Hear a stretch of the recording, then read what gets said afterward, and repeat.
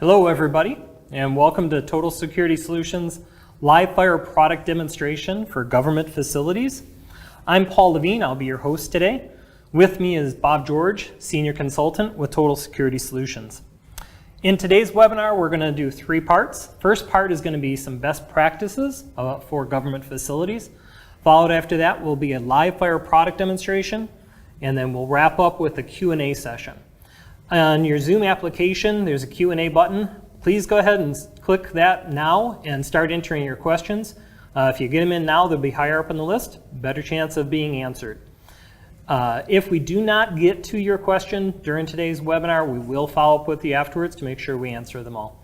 So Bob, will you tell us for the live fire product demonstration, what product do we have here today? Sure thing, Paul. Okay, well, starting with this is all UL level 3 components, which is a 3-shot test from a .44 Magnum or any handgun.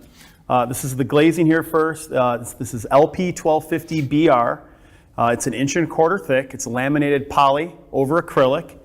Over here, you have your ballistic fiberglass at a level 3. This is a 1/2 inch thick as well. And then it's all encaptured here with the level 3 framing system that we offer, which is our BL 1.75, which is an 1.75 inch by 4 inch tube with a 2-piece channel system holding the glazing and the fiberglass together.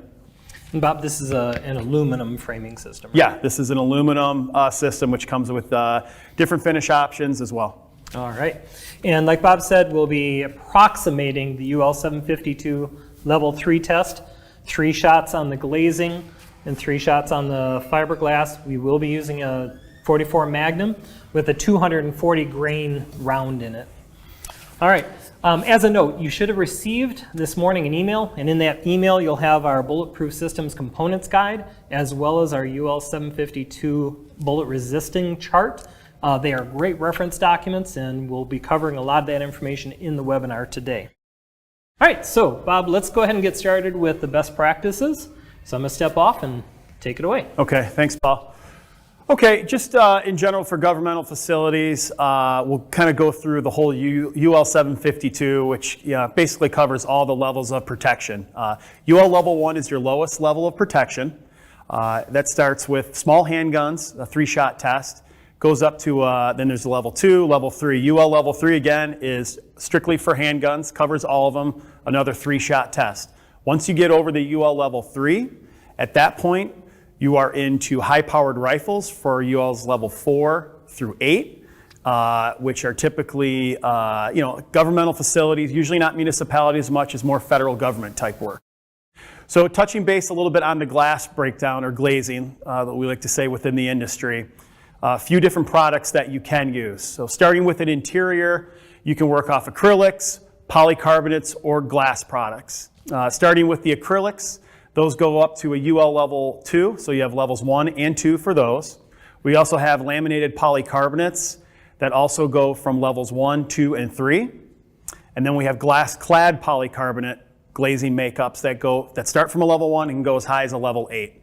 Once you get past UL level 3, so you're talking UL level 4 and up, you're strictly into the glass-clad polycarbonate products. The acrylics and the polycarbonates on their own won't get you to those testing levels. In some cases, they do make it, but it's really thick and basically unusable. So at that point, level 4 and up, you're with glass-clad polycarbonate materials. Those are for interior. For exterior, levels still apply. A few different products on the exterior. Typically, we would recommend a glass product on the exterior for obvious reasons, for the elements from the weather. We have a Defender insulated glass product that we use that goes up to a UL level 1. We also have other glass-clad polycarbonate products that I touched on before that start at level 1 and go all the way up to UL level 8. Also, I touched base on the ballistic fiberglass that we show here. It's an unfinished material that, again, goes from level 1 to level 8, varying thicknesses. Level 8 starts at like a 1/4 inch and kind of goes up incrementally from there. That material is used for stud walls that you're going to put drywall or sheetrock over. You could also use it within millwork. Within like the little die walls beneath the counters, and you can use it even in the countertops if you'd like, depending on how far you want to take the protection. Touching base on the framing systems. Again, we touched on this aluminum level 3 system here. This will cover you from 1, 2, or 3. We also have steel products as well. A different type of makeup of this one, a little bit thicker, deeper product. Also, we can take that up from a level 4, 5, 6, 7, or 8. And we have steel frames, stainless steel frames, but then we also offer non-rated versions of all these as well. Doors, we offer a wide variety of products. We have aluminum, steel, wood, glass, and acrylic. Aluminum typically is the most common, especially for front entrances or the second entryway as you're walking into an office. Our aluminum door products go up through a level 5. We also offer steel, levels 1 through 8, wood, levels 1 through 8, glass, all glass doors, 1 through 3, and then we offer acrylic or polycarbonate full vision doors as well, and those go up from 1, 2, or 3. So as it relates to a governmental facility, typically you'll see maybe an aluminum storefront door in the front, possibly some more ornate looking wood doors throughout the office area.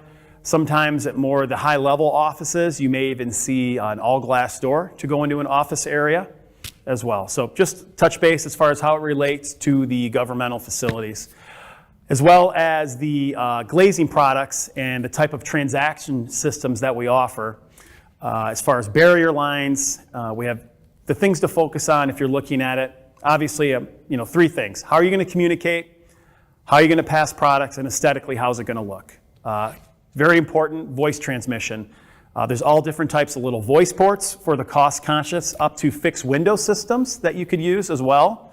Arch windows, vertical baffle systems, horizontal baffles, secure sound. So all different types of makeups, as well as amplified sound if that's necessary. If you have bigger products to pass, we also have all types of deal trays that can be recessed into your existing counter or countermount units. If you have bigger packages that need to be passed through, we have acrylic cube passers.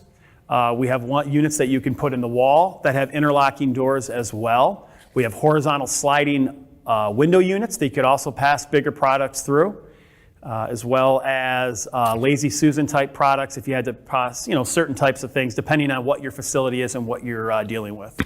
So from there, I think I'm going to turn it over to Paul again and All right. go from there. Thank you, Bob. Thanks, Paul. Okay, just a reminder, use the Q&A button to start submitting your questions. We're going to now move into the live fire product demonstration. So our range master is going to step into the scene here, and Bob and I are going to step off while the shooting goes on.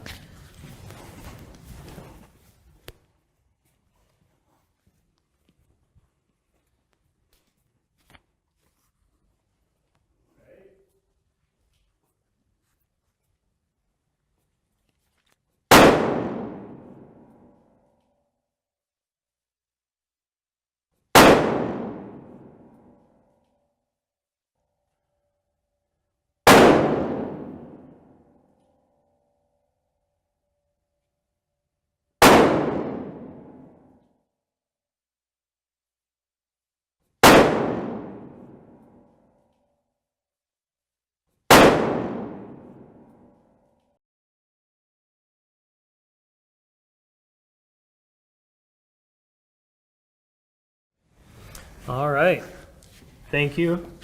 We appreciate that, Range Master. Bob's going to step back into the frame here, and he's going to talk about how the product performed, and we're going to switch to another camera too, so that you'll be able to see a close-up. Take it away, Bob. Okay, you can see here the triangle pattern, which is typically what the testing agencies do. Usually it's a 3-shot test in a triangle from a certain distance away, and you can see that the bullet did get through the polycarbonate, which slowed it down, but the acrylic catches the bullet. Really, there was no ricochet whatsoever. It encapsulated it. Same thing here with the ballistic fiberglass material. No, there was absolutely no penetration, but you don't see there's no deflection coming back. Everything was encapsulated in the fiberglass. Take a look back here, which is probably the most important part. You can see on the fiberglass, absolutely 0 penetration. A little bulge, which is expected from the velocity, but obviously you can see here there's no penetration of the bullets. And then here with the laminated polyacrylic, same thing. You can see that it cut through the poly, but the acrylic caught it, and then the poly absorbs it from there. Absolutely no penetration on these. And again, this is the minimum of what it needs to stop, and you can see there's no penetration here, but this could probably take even more bullets than this from the material. but you can see right there, it really held up quite well. Framing system held up as well in the system, which is what we're looking for.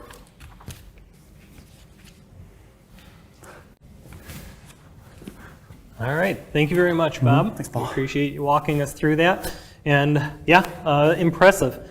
I've been shooting these webinars for a while and done a lot of live fire product demonstrations, and every time the product holds up, just excellently.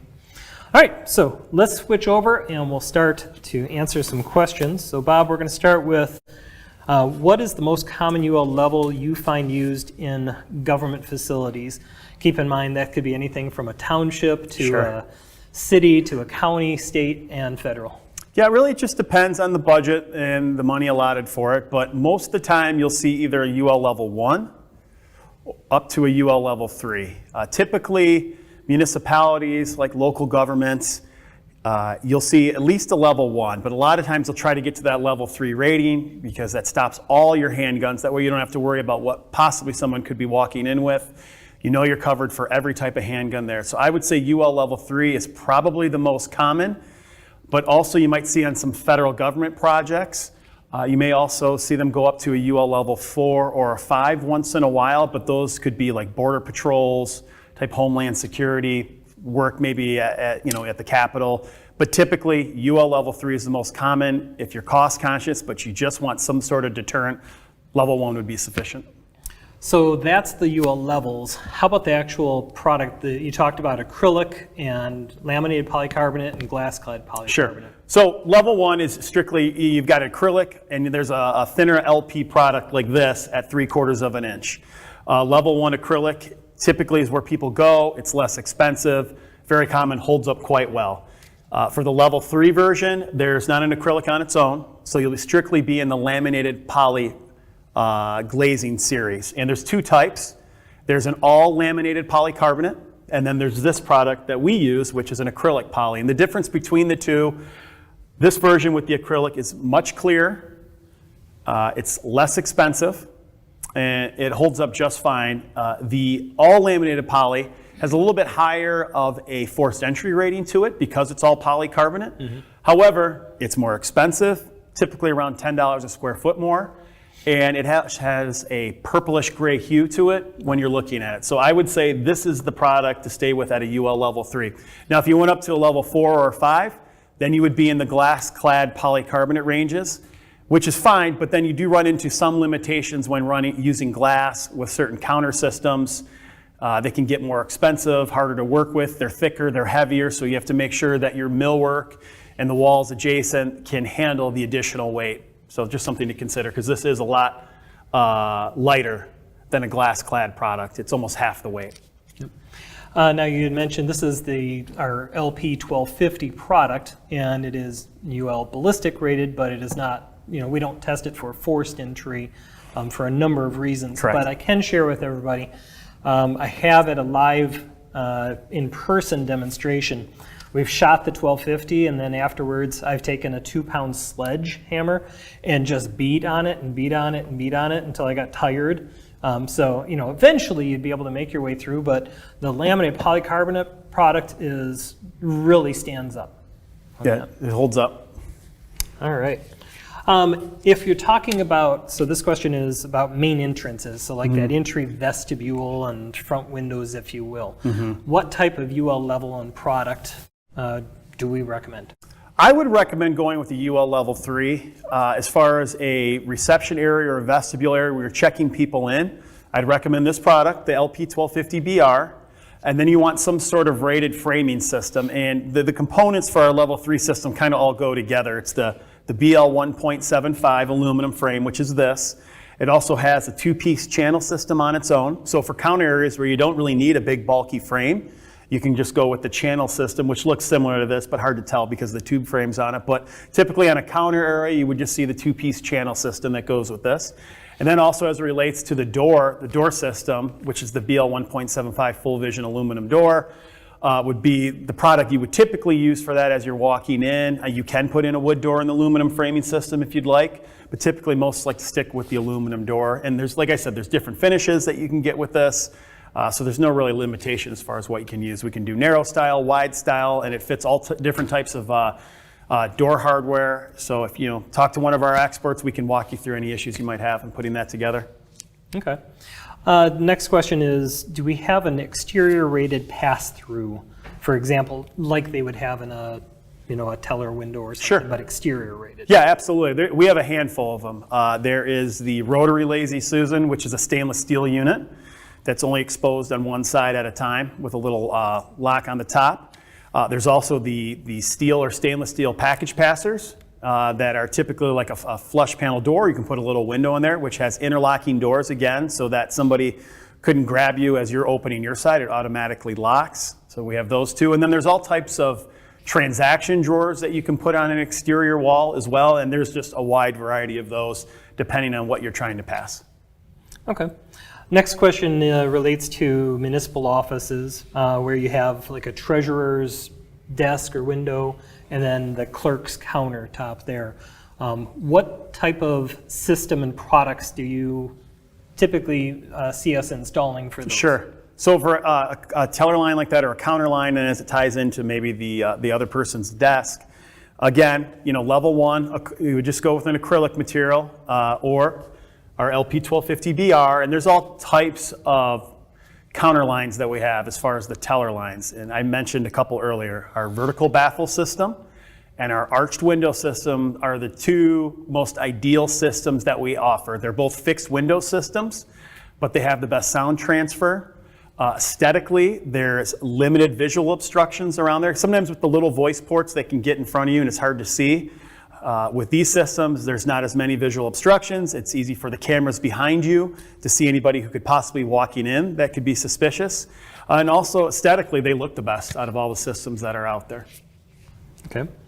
This question is, what UL level is needed to protect against a rifle shot? They don't specify what caliber rifle, Sure. but so assume low power to start. Yeah, well, it starts at UL level 4 and goes up from there. UL level 4 stops a 30-06. It's a one-shot test.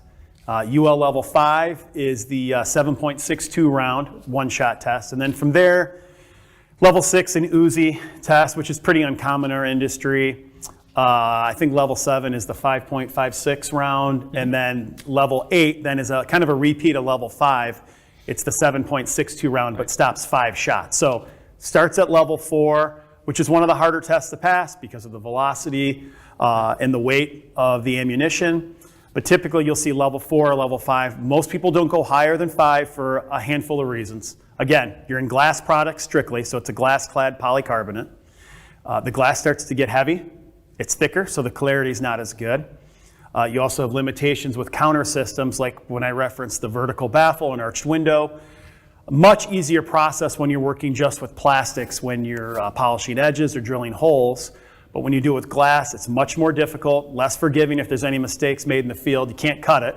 The polishing comes with a charge. The hole cuts come with a charge. So, and then again, the weight, making sure that your millwork can support the glass that you're putting in there. So there's a lot of factors to consider once you start getting over, but we do have a full range of products that protect from all those rifle rounds.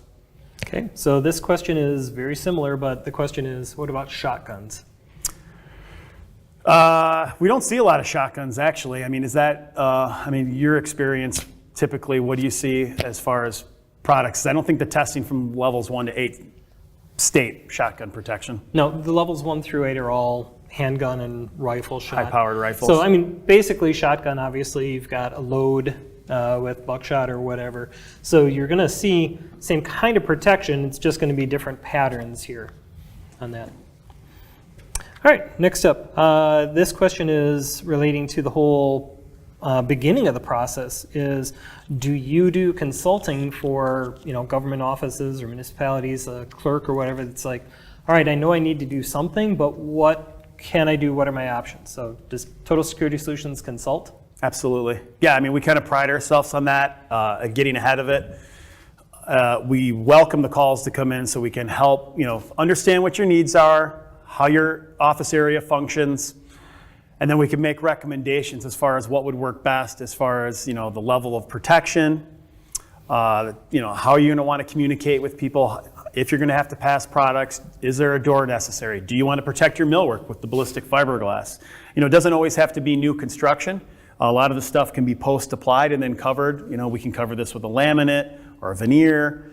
New construction, it's easy to do. It goes in the studs. But yeah, we actually welcome getting in at the ground point, and being able to work with you on design, understanding what your needs are, and then delivering on that. A lot of times if we get involved too late, then it's hard to make changes, obviously, because a lot of people might have in their mind something they want done. They could have gotten some bad information initially. So we actually welcome getting those calls so we can help walk through, and we do site visits all around the country. Depending on the project, we can install anywhere within the U.S. We have offices spread out all across the country, so yeah, we'd welcome the call. Okay. Well, you just touched on the follow-up question here, which was, do you do on-site assessments and consulting? Yeah, we do. A lot of it can be done over the phone with just a few pictures.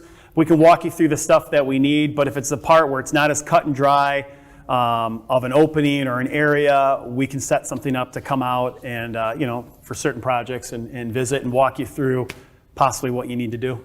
So what I'm hearing you say is that for consulting side of things, you can probably do a lot of it over the phone, sharing pictures and whatnot. How about when it gets to the point of actually needing to put together a true price quote? Sure. Do you come out there and do measurements on site to make sure it's perfect? Well, we go out a couple ways. We can get at least pretty close to the number based on the information we get from you on the phone with a few photographs and basic dimensions. They don't have to be, to the 1/8 of an inch.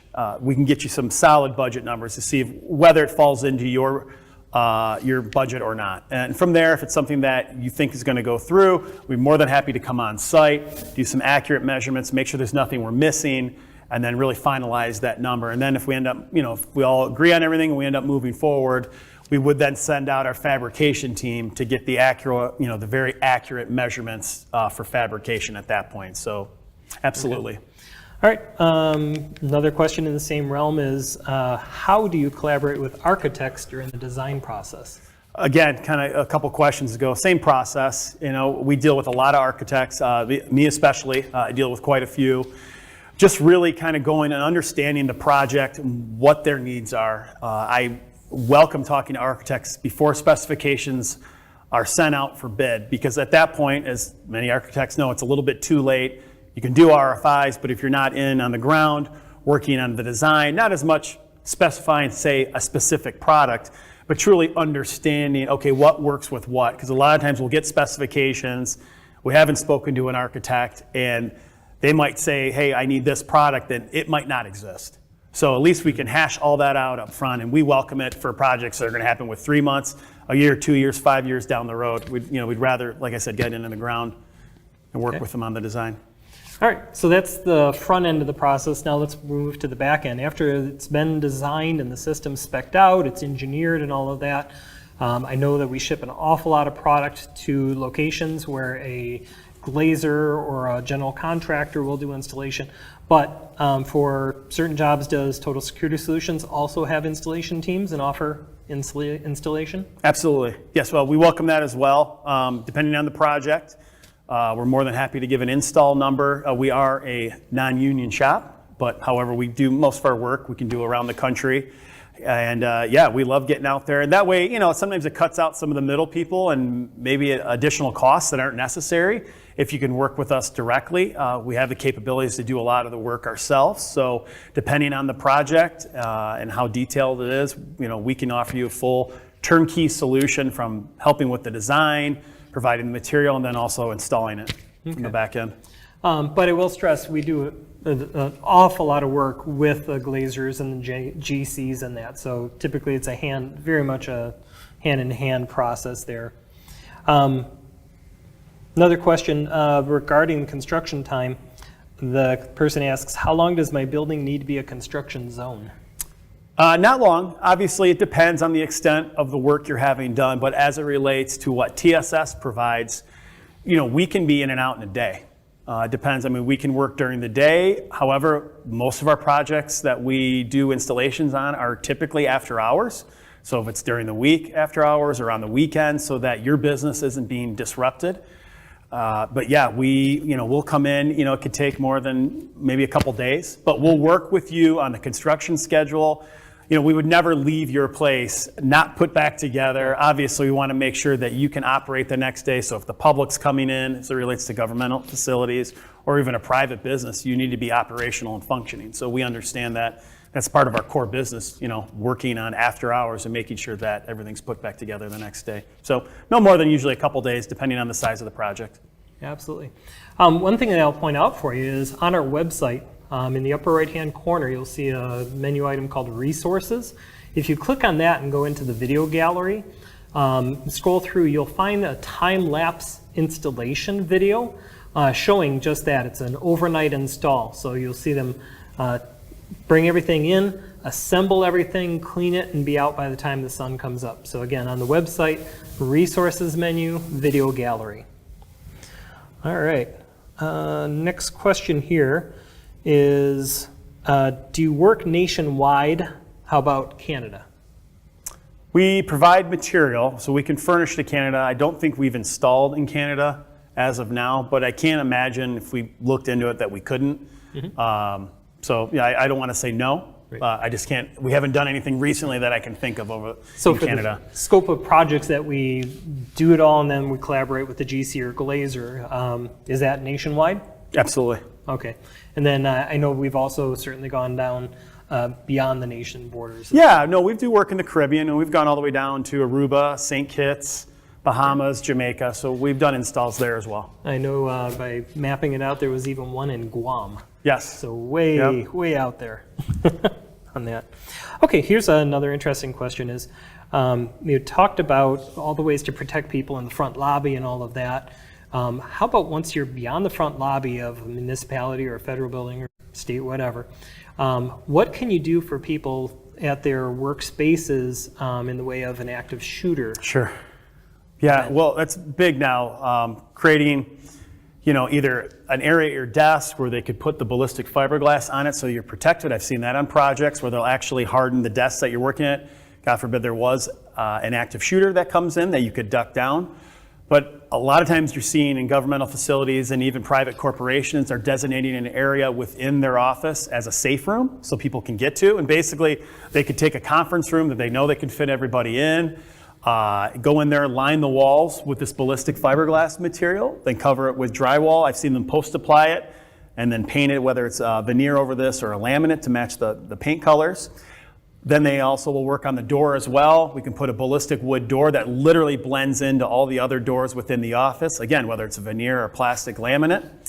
And if something happens, they're able to get to that office, lock it down with a specific lock. It could be electric strike, mortise lock set with it as well, to make sure they're 100% secure, and then all four of the walls are protected with this material. And they have a safe haven until somebody's able to get there, get first responders, and take care of the situation. Okay, so it's not just the executives or the council chambers, but the whole staff can benefit. Absolutely, like it should be. All right, a good point. We already talked about working overseas. And back to the lobby, what can you do? We talked about clerks and treasurer's desks and that, but how about larger lobbies where there's a security or a help desk? What has TSS done for that? Well, there's a few different ways. So if you're focusing on the interior and say that there's a security desk that's monitored by a guard at some point and they're checking it out. Typically what we'll do, you can do a completely enclosed system vestibule that you can see on our website. Or sometimes the guard just wants something that's up maybe off his desk, a couple feet, maybe a foot to 2 feet tall, so that they have protection so they can drop down. And we've been able to build complete turnkey solution with the entire millwork, the countertop, the platform, the door, and the glazing so that they're raised up. They can see who's coming in. They can store all their monitors. It doesn't have to always go to the ceiling. So if it's a standalone off to the side, there's ways that we can make that work as well. And then also too, if you're looking to protect the exterior as well, you don't have to replace the glass and the frames. A lot of times you'll just be able to pop out the glass, and there's a few different ways that we could replace the glass for you, or even put in a back glaze system and put ballistic glass behind your insulated non-ballistic glazing. Excellent. All right, we are at our time limit. So I do want to thank everybody for attending today.